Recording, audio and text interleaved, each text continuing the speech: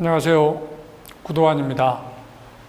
이번에는 생태민주주의에 대해서 이야기해 보겠습니다. 포갑적인 독재 치하에 살 때는 민주주의는 아주 지고지순한 가치였습니다. 김지아 시인은 타는 목마름으로라는 시에서 민주주의여 만세라고 불렀습니다. 그 정도로 이제 민주주의가 아주 중요한 가치였죠. 그런데 민주주의라는 말은 굉장히 다양한 의미로 쓰입니다. 어떤 사람들은 이제 민중이 지배하는 세상이라고 말하고, 어떤 이들은 개인의 자유라고 말하고, 어떤 이들은 법과 질서가 중요하다고 말합니다. 이러한 차이에도 불구하고 민주주의의 의미는 다수, 대중, 민중이 스스로 지배하는 체제, 이렇게 정의할 수 있습니다. 귀족이나 왕이 다스리는 그런 체제가 아니라 다수가 지배하는 체제라고 말할 수 있겠죠. 그런데 이 민주주의는 권위주의에 대비되는 말로도 많이 쓰입니다. 그러니까 소수의 권력을 가진 사람들이 대중의 의사와 관계없이 의사결정을 하고, 그런 권위주의 체제에 반해가지고 민주주의 체제는 국민의 의사를 반영해서 이제 전달하는 그런 장점이 많습니다. 그런데 민주주의는 단점도 많습니다. 첫째는 현세대 인간 중심주의라는 것입니다. 투표권이 있는 인간 중심으로 모든 의사결정이 이루어지는 것이죠. 미래 세대는 투표권이 없습니다. 청소년도 투표권이 없습니다. 동물들도 투표권이 없습니다. 원자력 발전소를 예를 들어 봅시다. 그러면 원자력 발전소를 지어서 전기를 쓰는 것은 기껏해야 4, 50년인데 원전 폐기물은 수만 년 동안 우리 후손들이 관리되어야 합니다. 그런데 원전을 짓는데 이 태어나지 않은 미래 세대는 전혀 의사결정 과정에 참여하지도 않습니다. 이런 문제를 현 세대 인간 중심의 민주주의는 풀 수가 없습니다. 두 번째로 민주주의는 국민국가 중심입니다. 그러니까 자기 나라의 정치 지도자를 뽑는 데만 그 투표권을 행사할 수가 있죠. 다른 나라에 대해서는 영향을 미칠 수가 없습니다. 그러다 보니까 자기 국민국가 중심으로 많은 의사결정이 이루어질 수밖에 없습니다. 기후위기 문제라든가 이런 전지구적인 환경 문제, 이런 것들을 풀기에는 민주주의가 한계를 많이 갖고 있습니다.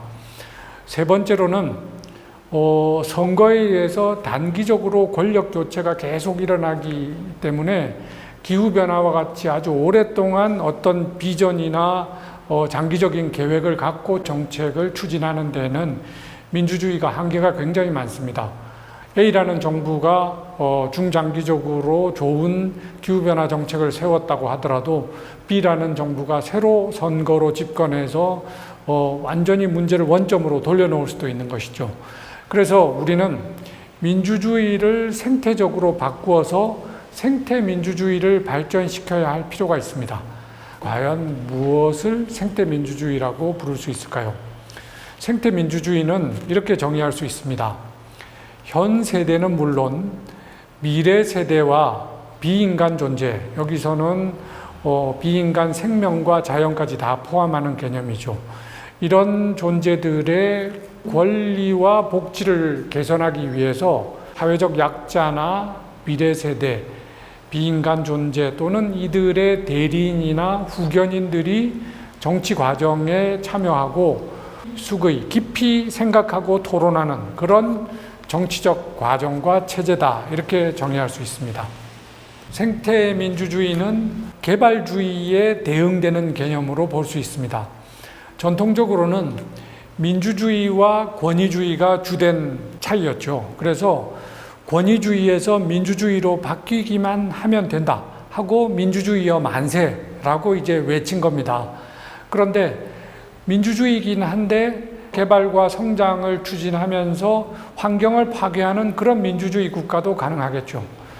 그래서 우리가 이 기후위기, 생태위기의 시대에는 민주주의만 발전시키면 되는 것이 아니라 생태주의도 함께 발전시키는 게 필요한 겁니다. 그래서 우리는 생태 민주주의 국가를 건설하는 것이 필요합니다.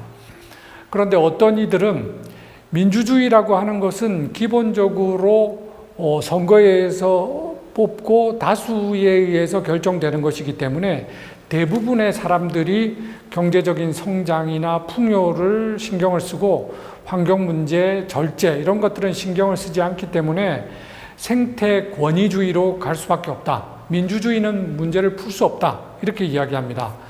그런데 저는 이런 생각에 반대합니다. 왜냐하면 생태를 지키기 위해서 권위주의를 한다고 한번 가정을 해봅시다. 그러면 기후변화 때문에 우리가 굉장히 강력한 철권 통치를 하면서 개인의 인권을 억압하고 기후변화를 이유로 원자력 발전소를 증설을 할 수도 있고 이런 상황이 올 수도 있는 것입니다.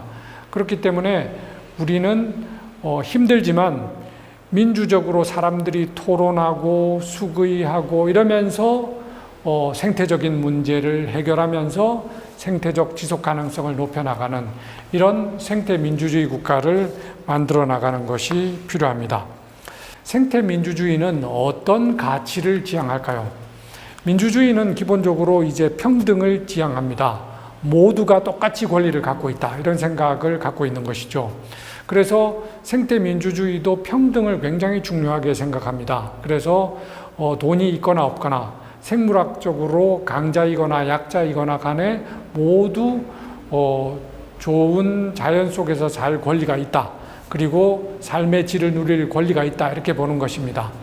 그렇지만 인간만의 평등이 아니라 인간 종이 아닌 다른 종들도 똑같이 내재적 가치와 권리가 있다라는 생각을 갖고 있는 게 생태민주주의의 특징이다. 이렇게 볼 수 있습니다. 두 번째로는 현 세대 중심이 아니라 미래 세대의 권리를 보장해야 된다라는 관점을 갖고 있습니다. 세 번째로는 생태적 지속 가능성이 매우 중요하다는 것입니다. 지구 전체의 생태계가 균형을 유지하면서 회복 탄력성을 유지해야 된다 하는 관점을 주된 가치로 본다 이런 이야기입니다. 네 번째로는 생명을 굉장히 중시합니다. 생명이라고 하면 개별 생명, 여러 고통을 느낄 수 있는 존재들이 고통을 느끼지 않으면서 그들의 존엄성을 최대한 존중할 수 있는 그런 체제, 이런 것들을 중요한 가치로 보는 것입니다. 이런 개별 생명뿐만 아니라 전체 생명도 마찬가지라고 할 수 있습니다. 자, 여기에서 생태민주주의의 하나의 작은 실천 사례라고 볼 수 있는 작은 단체를 하나 보겠는데요. 핫핑크 돌핀스라는 단체는 아주 작은 단체입니다.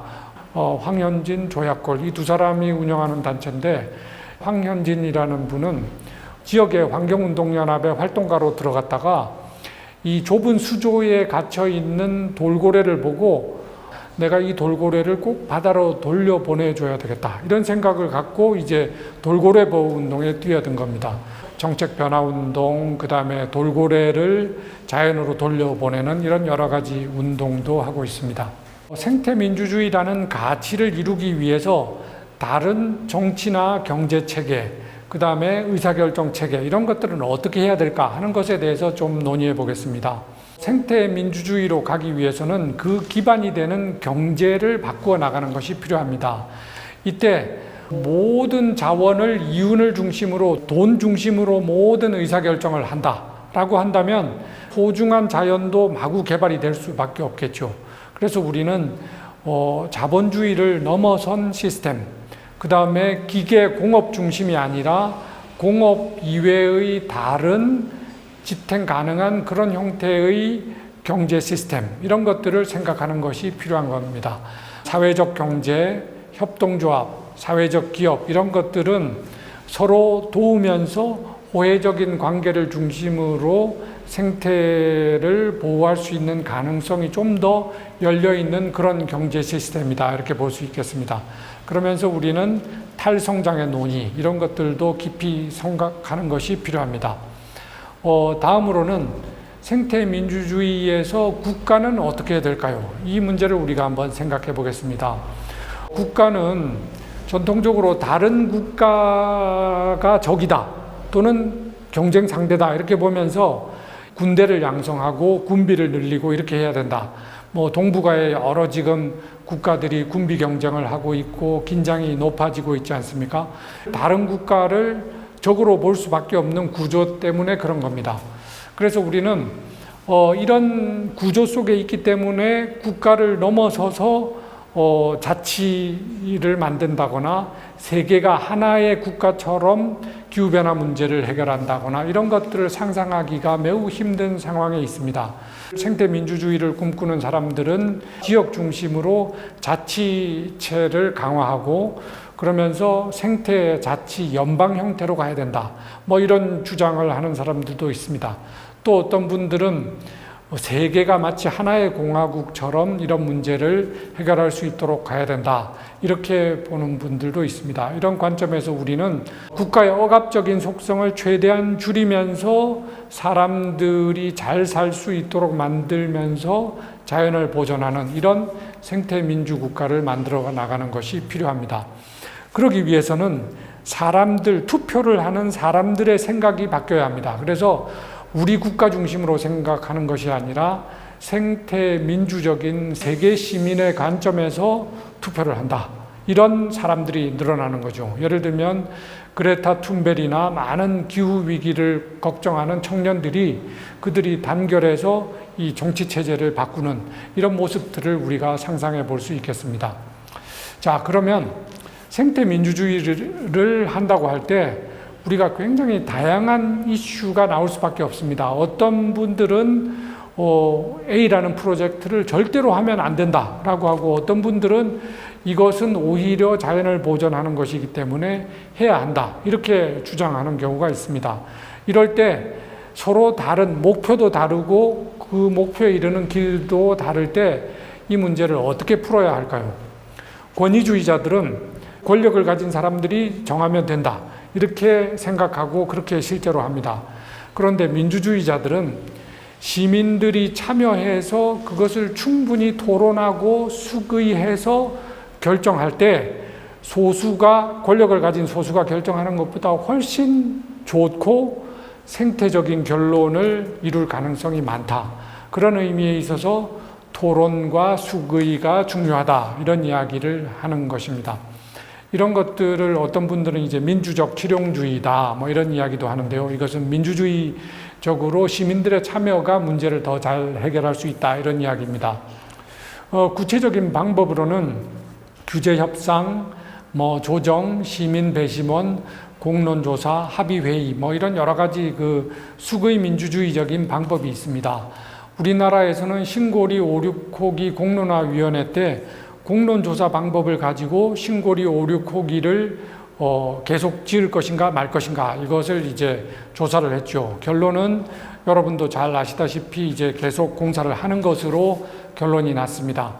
그런데 이런 공론조사 방법은 생태민주주의 관점에서 보면 여러 가지 한계가 많습니다. 왜냐하면 충분한 수기에 관심을 기울이기보다는 국민들 전체 인구의 대표성을 중심으로 표본 추출을 하는 데 관심을 집중하고 찬성 반대 양측의 반발을 무마하기 위해서 어떻게 전체적인 논의 프로세스를 짜는데 집중하게 되었습니다. 그러다 보니까 미래 세대, 약자들 이런 사람들의 목소리가 충분히 반영되지도 않고 그분들의 대리인들이 참여하지도 않았습니다. 우리가 기후변화 시대에 생태민주주의를 발전시키기 위해서 수의 민주주의를 생각한다면 그런 좁은 의미의 공론조사나 수의 민주주의를 넘어서야 된다 이렇게 말씀드릴 수 있습니다.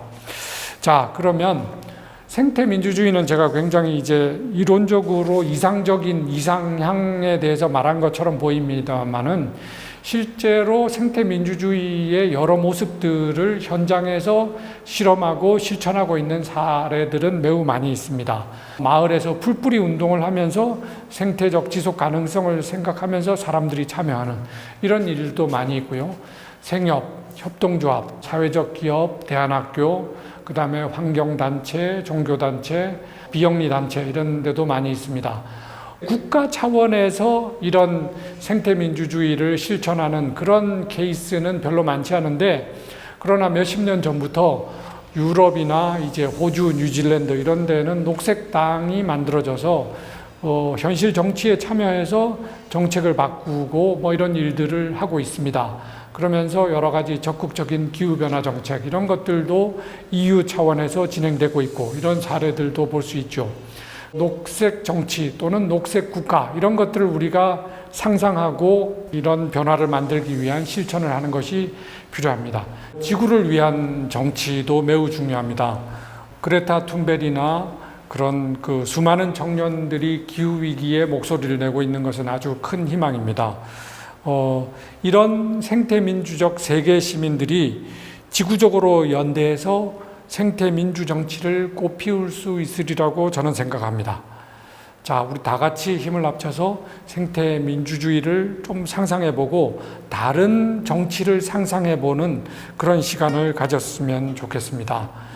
다음에는 생태 전환에 대해서 이야기해 보겠습니다. 들어주셔서 감사합니다.